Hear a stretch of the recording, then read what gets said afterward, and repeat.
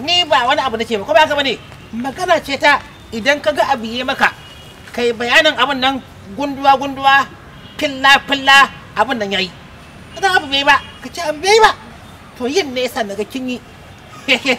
na ga dace a ce dakata malam zan ci mutuncinka na gaya maka ni ba sa'ar ka bace ka dube ni ka dube ka kada ka ƙara cewa kana sona in ba haka ba zan sa a yi maka wulaƙanci irin wanda ba a taɓa yi ma wani a garin nan ba ka je ka nemi daidai kai ni ba sa'ar ka bace na gaya maka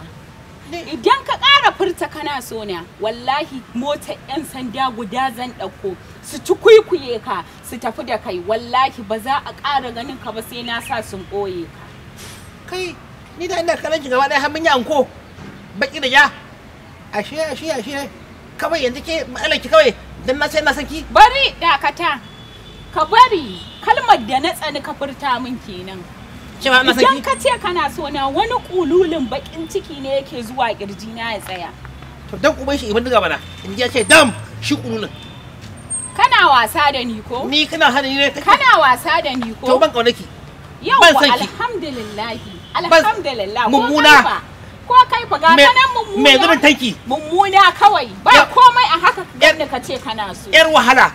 kai ne dan wahala ne kawai kana zaune ba ka da ko sisi sai zaman banza ka zauna kana kashe wando sannan ka ce wani kana so na ragowar mota idan ka rashi gaba daya fuskar kinan gaba daya ta bolake ta jeme fuskar ta wace ta bolake fuskar ta wace ba motar yan sanda ba in kin ga dama ki dauko barikin soja a zo ya farace a kaina in ji an ce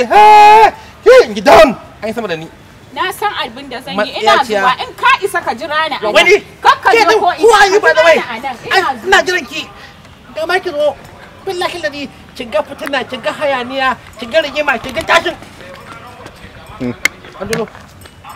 wannan yarinya ba ta hankali ba wallahi tallahi yan yi ne makosan ishe